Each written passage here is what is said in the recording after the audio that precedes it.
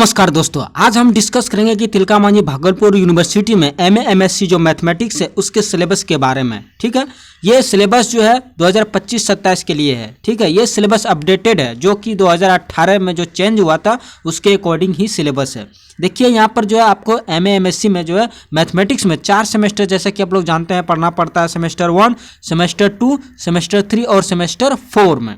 अब देखिए इन चारों सेमेस्टर में कौन कौन से मैथमेटिक्स के पेपर आपको पढ़ने पड़ेंगे उसके बारे में मैं आपको जानकारी देता हूं। जैसे कि CC1, CC2, CC3, CC4 और AEC C1 ये आपको सेमेस्टर 1 में पढ़ना पड़ेगा। CC1 में आपका जो है एब्स्ट्रैक्ट अलजेब्रा है, CC2 में आपका रियल एनालिसिस है, CC3 में लीनियर अलजेब्रा है, CC4 में डिस्ट्रिक्ट मैथ है। अब डिस्ट्रिक्ट मैथ में भी जो है आपको स्पेसिफिक टॉपिक पढ़ना है जैसे कि graph theory, lattice theory, Boolean algebra, combinatorics पढ़ना है। ठीक ना। और AEC C1 में जो है स्वच्छ भारत पढ़ना है। ये आपके मैथमेटिक्स के पेपर में नंबर ऐड नहीं होंगे बट मैंडेटरी है कि पास करना है, जो कि 50 नंबर का एग्जाम होता है। ये सभी आपको पेपर 100 नंबर के एग्जाम होंगे, जैसे एब्स्ट्रैक्ट अलजेब्रा के 100 नंबर, रियल एनालिसिस के 100 नंबर, डिस्ट्रिक्ट मैथमेटिक्स के 100 नंबर और रियल एनालिसिस के भी 100 नंबर होंगे परीक्षा। अब सेमेस्टर 2 में आइए। सेमेस्टर 2 में जो है CC5, क्योंकि CC4 तो यहीं पर एग्जाम हो चुका है आपका, CC5 में आएंगे। यहाँ पर देखेंगे CC5 में क्या है, जनरल एडवांस मैथमेटिक्स के अंतर्गत आपको set theory, fuzzy set theory और नंबर थ्योरी पढ़ना है, इसके अलावा नहीं पढ़ना है।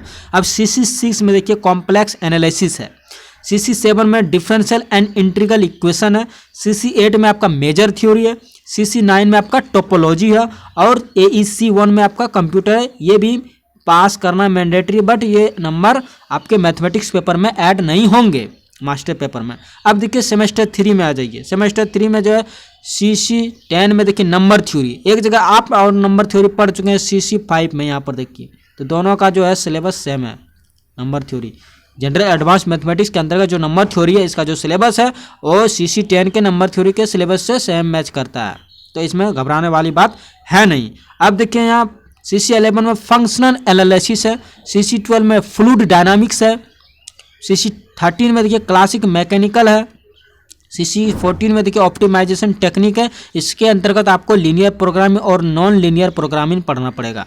अब सेमेस्टर 4 में आइए। ये सेमेस्टर 4 में जो है इलेक्टिव पेपर है, मतलब इन जो 9 पेपर है इस 9 पेपर में से आप कोई भी 2 पेपर चुन करके पढ़ सकते हैं। बट तिलकामांझी भागलपुर यूनिवर्सिटी में क्या है कि इसमें टीचर नहीं है दूसरे पेपर के लिए, तो इसमें जो आपको फिक्स है कि एडवांस टोपोलॉजी ही पढ़ना पड़ेगा और प्रोग्रामिंग इन C ही पढ़ना पड़ेगा। ठीक ना। और जो सब्जेक्ट है इसके टीचर अवेलेबल नहीं होने के कारण आपको इन सभी चीज़ों को ही 2 पेपर को ही पढ़ना पड़ेगा।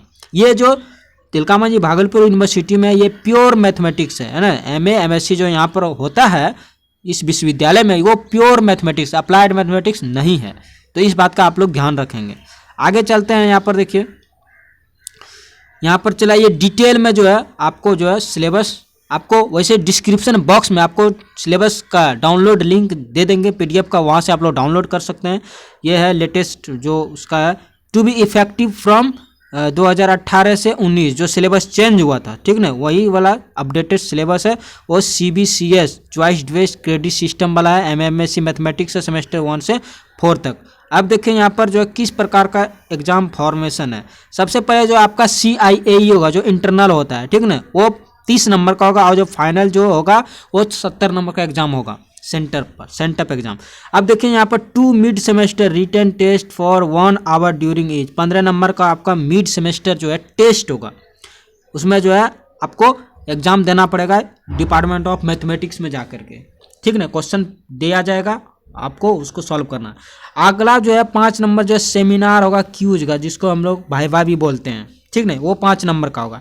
असाइनमेंट बनाना पड़ेगा आपको हर पेपर का, हर सेमेस्टर में, उसके 5 नंबर दिए जाएंगे। पंचुअलिटी एंड कंडक्ट, जैसे कि आपका अटेंडेंस रेगुलर है, ड्रेस कोड में जा रहे हैं, तो इन सभी का जो है 5 नंबर मिलेगा। टोटल हो गया आपका 30 नंबर। ठीक ना, टोटल आपका 30 नंबर यहाँ पर हो गया है।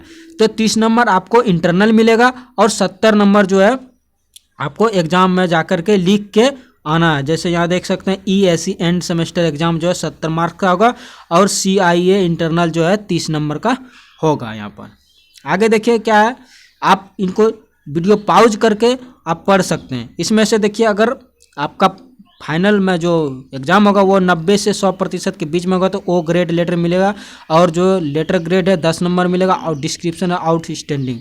इसी तरह A++ मिलेगा 80 से 89% के बीच वाले को, 70 से 79 के वाले के बीच A+ मिलेगा। इस तरह से आपका सब है। लेस देन 45 से होने पर क्या होगा, फेल माना जाएगा, ठीक ना। 45% से अगर आप इंटरनल और एक्सटर्नल दोनों को मिलाकर या दोनों में 45% से अगर आप कम लाते हैं तो आपको फेल माना जाएगा। जैसे 30 नंबर हो गया इंटरनल, 30 का इंटरनल में जो आपको जो है 45% लाना पड़ेगा, जो भी नंबर बनता है वो आपको लाना पड़ेगा।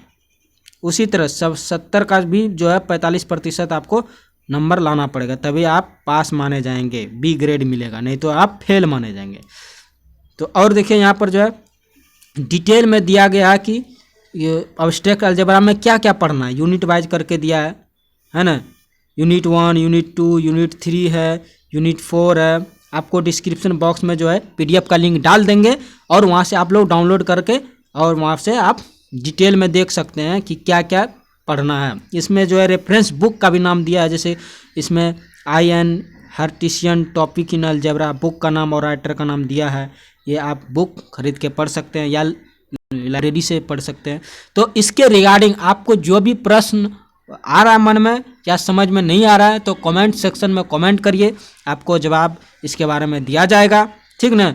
और इसी तरह के इन्फॉर्मेटिव वीडियो के लिए आप हमारे चैनल को सब्सक्राइब कर सकते हैं और वीडियो को लाइक कर दें। धन्यवाद।